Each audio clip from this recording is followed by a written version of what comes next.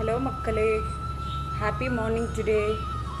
இன்றைக்கி நம்ம banana stem juice எப்படி பண்ணுறது அப்படின்னு சொல்லி பார்க்கலாம். பனானா ஸ்டெம் ஜூஸுடைய பெனிஃபிட்ஸ் பார்த்திங்கன்னா, நமக்கு உடம்புல கிட்னி இருக்கு இல்லையா, கிட்னி வந்து ப்யூரிஃபை பண்ணுறதுக்கு ரொம்ப ஹெல்ப்ஃபுல்லாக இருக்கும். இன்றைக்கி யங்ஸ்டர்ஸ்க்கு மத்தியில் நிறைய fast food and junk foods தான் வந்து அவங்க எடுத்துக்கிறாங்க. அது பனானா ஸ்டெம் ஜூஸை பற்றின அவேர்னஸ் அவங்களுக்கு அவ்வளோவா தெரியாது. ஸோ இது சிம்பிளாக யங்ஸ்டர்ஸும் அவங்களுக்கும் அட்ராக்ட் பண்ணுற மாதிரி அவங்களும் எடுத்துக்கிற மாதிரி இந்த ரெசிப்பியை வந்து இந்த ஜூஸை வந்து நம்ம இப்போ ப்ரிப்பேர் பண்ணலாம்.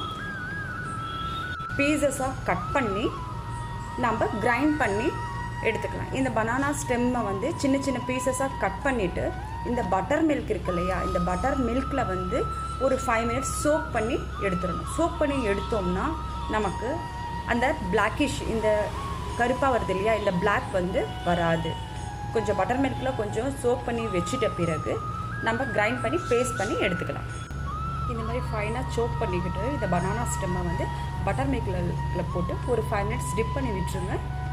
பிளாக்கிஷ் அந்த பனானா ஸ்டெம் வந்து பிளாக் ஆகாது, ஜூஸும் வந்து ஃப்ரெஷ்ஷாக இதே மாதிரி ஒயிட்டாக வரும்.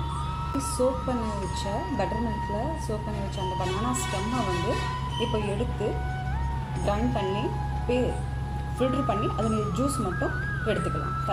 தனியாக எடுத்தாச்சு. அது கூட இப்போ பட்டர் மில்க் கொஞ்சம் ஆட் பண்ணிட்டோம். உங்களுக்கு கோல்ட் பாடி இருந்ததுன்னா வந்து நீங்கள் பட்டர் மில்க் வந்து ஸ்கிப் பண்ணிவிட்டு நார்மல் வாட்டர் கூட நீங்கள் ஆட் பண்ணிக்கலாம்.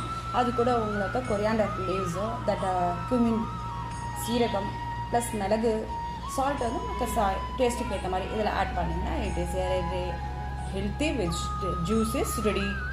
இந்த ஜூஸ் உங்களுக்கு பிடிச்சிருக்கும் நினைக்கிறேன். நீங்கள் வீட்டில் ட்ரை பண்ணி பாருங்கள். இந்த வீடியோ ரொம்ப ஹெல்ப்ஃபுல்லாக இருந்ததுன்னா எனக்கு ஒரு லைக்கு, என்னோடய சேனலை வந்து சப்ஸ்கிரைப் பண்ணுங்கள். See you in another video. Thank you மக்களே.